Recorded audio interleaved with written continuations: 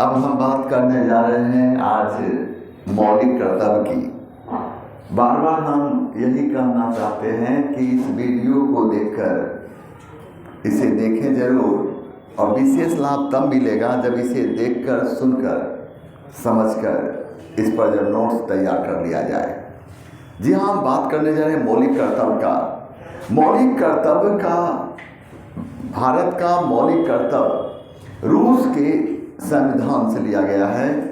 मौलिक कर्तव्य का उल्लेख भारतीय संविधान के भाग 4 के क में मिलता है।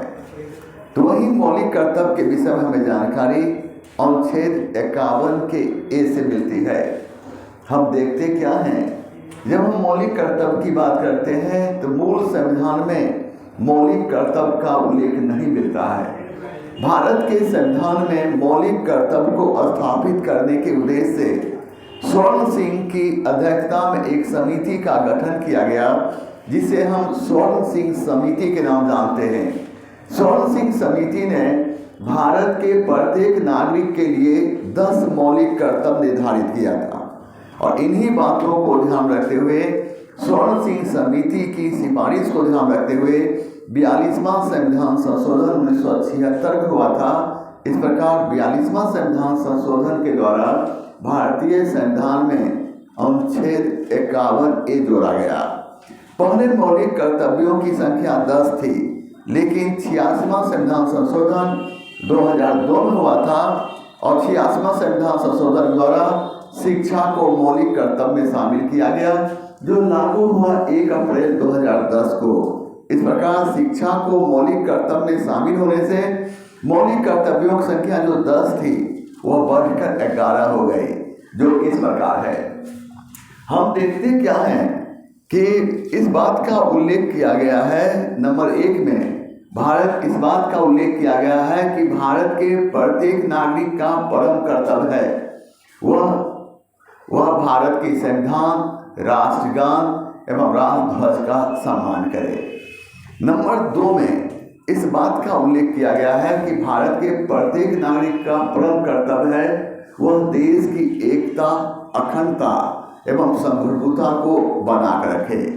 नंबर 3 में इस बात का उल्लेख किया गया है कि भारत के प्रत्येक नागरिक का परम कर्तव्य है वह देश की सेवा करे और आवश्यकता पड़ने पर देश के लिए प्राणों की बाजी लगा दे।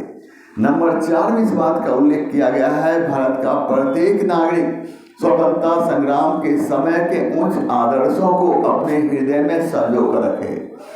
नंबर 5 में इस बात का उल्लेख किया गया है कि भारत का प्रत्येक नागरिक देश की गौरवमयी परंपरा को बनाकर रखे। नंबर 6 में इस बात का उल्लेख किया गया है उन प्रथाओं एवं परंपराओं को समाप्त किया जाए जो महिला के विकास में बाधक हो। नंबर 7 में इस बात का उल्लेख किया गया है वैज्ञानिक खोजों को बढ़ावा दिया जाए।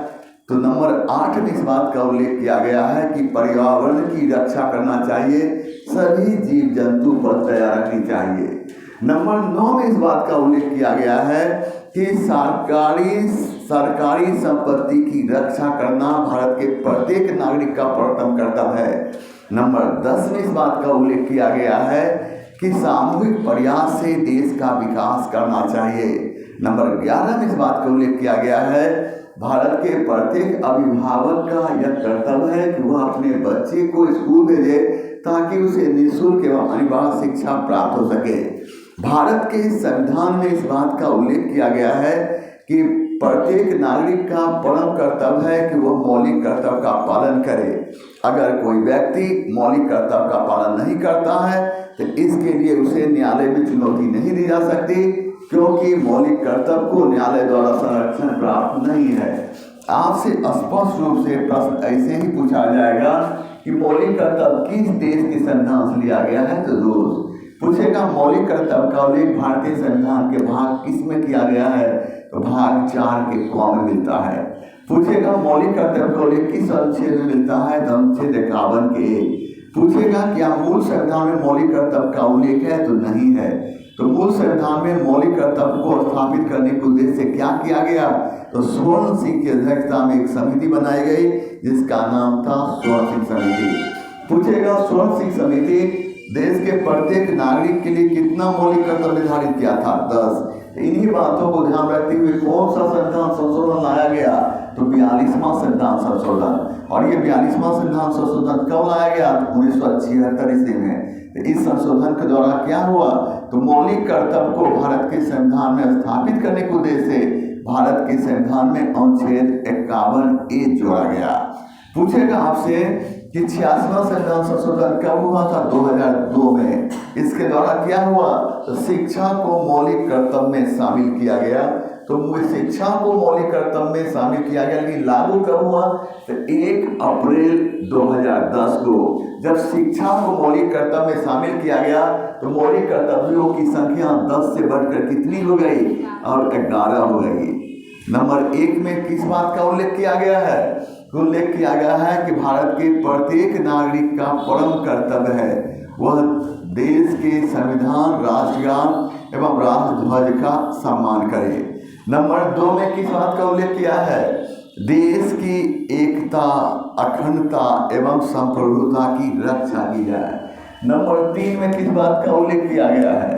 तो नंबर 3 में इस बात को उल्लेख किया गया है कि भारत के प्रत्येक नागरिक का परम कर्तव्य है देश की सेवा करे, आवश्यकता पड़ने पर देश के लिए प्राण की बाजी लगा दे। पूछेगा 4 में किस बात का उल्लेख किया गया है? तो इस बात का उल्लेख किया गया है कि स्वतंत्रता आंदोलन के समय के उच्च आदर्शों को अपने हृदय में बचा कर रखा जाए, यानी बना कर रखा जाए।